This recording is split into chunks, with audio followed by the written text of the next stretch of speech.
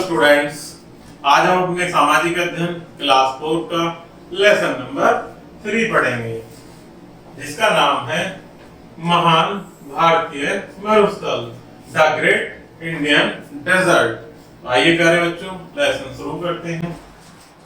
भारतीय मरुस्थल वह बंजर भूमि जहां पर बहुत कम वर्षा होती है तथा जहां पर बहुत कम वनस्पतियां पाई जाती हैं, उसको मरुस्थल कहते हैं। अर्थात वह बंजर भूमि जहां पर बहुत कम वर्षा होती है और वहां पर बहुत कम वर्षा पर वनस्पतियां पाई जाती हैं, उसको मरुस्थल कहते हैं। यह रेतीली तथा पथरीली सतह हो सकती है। रेतीली और पथरीली सतह होने के कारण ही प्यारे बच्चों यहाँ पर वनस्पतियां नहीं पाई जाती और अत्यधिक उपजाऊ न होने का कारण भी वहां की भूमि रेतीली व पथरीली होना हो सकता है। भारत के उत्तरी मैदान क्षेत्रों के दक्षिणी पश्चिमी और विशाल मरुस्थल पाया जाता है। यह आधा पथरीला तथा आधा रेतीला भाग है। इसे महान भारतीय मरुस्थल अथवा थार मरुस्थल कहा जाता है। क्या कहा जाता है प्यारे बच्चों? यह आधा पथरीला और आधा रेतीला होने के कारण इसे महान भारतीय मरुस्थल और थार मरुस्थल कहा जाता है। इसका क्षेत्रफल 225 किलोमीटर चौड़ा तथा 500 किलोमीटर लंबा है। कितना है प्यारे बच्चों? 225 किलोमीटर चौड़ा और 500 किलोमीटर लंबा है। स्थिति महान भारतीय मरुस्थल पश्चिमी राजस्थान का विशाल भाग है। कहाँ का भाग है? पश्चिमी राजस्थान का।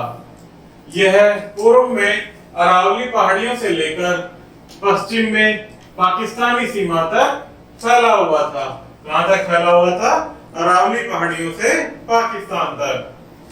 ये पहाड़ियां वर्षा लाने वाली पवन के लिए बाधा उत्पन्न करती हैं। ये पवनें पूर्वी भागों में वर्षा करती हैं, अर्थात ये पहाड़ियां वर्षा लाने में बाधा उत्पन्न करती हैं, अर्थात वर्षा नहीं होने देती हैं। ये पवनें जब यहाँ वर्षा नहीं होती है प्यारे बच्चों, तो ये पवनें, ये हवाएं पूर्वी भागों में वर्षा करती हैं। अतः इन पहाड़ियों के पश्चिमी और बहुत कम वर्षा होती है। ठीक है प्यारे बच्चों। जलवायु थार मरुस्थल में चरम प्रकार की जलवायु पाई जाती है। गर्मियों में दिन गर्म तथा लंबे होते हैं तथा दिन के समय गर्म एवं सूखी हवाएं चलती हैं। इन क्षेत्रों में तीव्र गति से धूल के तूफान एवं रेतीले तूफान चलते हैं, क्योंकि यहाँ की जलवायु चरम पर होती है और यहाँ पर गर्मियों में दिन गर्म होने के कारण तीव्र गति से यहाँ के क्षेत्रों में धूल व तूफान के रेतीले तूफान चलते रहते हैं। शाम के समय सूर्य ठंडा हो जाता है तथा रात्रि भी ठंडी हो जाती है। इसका कारण यह है कि रेत तीव्रता से गर्म तथा तीव्रता से ठंडा होता है, अर्थात दिन गर्म और रात ठंडी होने का क्या कारण है प्यारे बच्चों? यहाँ का जो रेतीली सतह है वो बहुत ही तीव्रता से गर्म तथा बहुत ही तीव्रता से ठंडा हो जाता है, जिस कारण यहाँ की दिन गर्म और रात ठंडी होती है। सर्दियों के दिन सुहावने होते हैं, परंतु सर्दियों की रातें अत्यधिक ठंडी होती हैं। वनस्पति भारतीय मरुस्थल कम वर्षा के कारण रेतीला एवं बंजर है, अर्थात उपजाऊ नहीं है। अतः इस क्षेत्र के अधिकतर भागों में किसी प्रकार की वनस्पतियां नहीं पाई जाती है, क्योंकि यहाँ कम वर्षा के कारण रेतीला और यहाँ बंजर भूमि है, जिस कारण यहाँ कोई भी वनस्पति नहीं पाई जाती। वर्षा ऋतु में उत्पन्न विभिन्न धाराएं या तो खारे जल की झीलों में मिल जाती हैं या रेत में गायब हो जाती हैं। इन क्षेत्रों को अंत जल निकासी क्षेत्र कहा जाता है। क्या कहा जाता है प्यारे बच्चों? अंत जल निकासी क्षेत्र। क्योंकि यहाँ की नदियां एवं धाराएं सागर तथा महासागर में गिरने में सक्षम नहीं है। थार मरुस्थल के दक्षिणी भाग में लूनी नदी है, जहां पर थोड़ा बहुत जल पाया जाता है। लूनी नदी में थोड़ा बहुत जल पाया जाता है। वहां पर कुछ वनस्पति पाई जाती हैं, अर्थात जहां जल होगा वहां जीवन होगा प्यारे बच्चों, तो वहां वनस्पतियां पाई जाती हैं। यहाँ पर खजूर के वृक्ष उगते हैं। यहाँ पर कांटेदार झाड़ियां, कैक्टस, बबूल तथा कीकर जैसी वनस्पति पाई जाती हैं। मरुस्थल में जलीय स्थान पाया जाता है, जिसे मरुद्यान कहते हैं। जहां मरुस्थल में जलीय स्थान होता है प्यारे बच्चों, उसे क्या कहते हैं? मरुद्यान।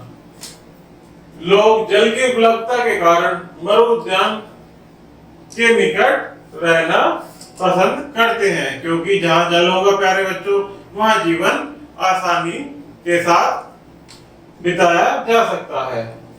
यहाँ के लोग ऊंट पालन करते हैं, क्योंकि ऊंट को अधिक जल एवं भोजन की आवश्यकता नहीं होती है, अर्थात वहां का सतह रेतीली होने के कारण वहां पानी की कमी होती है प्यारे बच्चों, इसलिए ऊंट का पालन करते हैं, क्योंकि ऊंट को अधिक जल की आवश्यकता नहीं होती है, ना ही भोजन की। यह लंबे समय तक जल तथा भोजन के बिना जीवित रह सकता है। ऊंट को मरुस्थल का जहाज कहा जाता है। तो क्या कहा जाता है प्यारे बच्चों? ऊंट को मरुस्थल का जहाज। ये पिक्चर के माध्यम से आप मरुस्थल देख सकते हैं। ये मरुद्यान, ऊंट के साथ लोग, इंदिरा गांधी नहर। सरकार ने यहाँ पर एक बड़ी नहर, इंदिरा गांधी नहर का निर्माण करवाया है। इसमें जल सतलुज नदी से लिया जाता है। तो प्यारे बच्चों, इंदिरा गांधी नहर में जल कहां से लिया जाता है? सतलुज नहर से। इसका प्रयोग मरुस्थल के बड़े बड़े क्षेत्र की सिंचाई में किया जाता है। जहां उपजाऊ भूमि है वहां वनस्पतियां पाई जाती हैं, तो उसकी सिंचाई के लिए कौन सी नदी का प्रयोग किया जाता है? उसकी सिंचाई के लिए इंदिरा गांधी नहर का। तो प्यारे बच्चों, ये हमारा इस चैप्टर में कुछ आपको स्मरणीय तथ्य दिए गए हैं जो कि याद रखने योग्य हैं। इनको एक बार वन बाय वन पढ़ेंगे।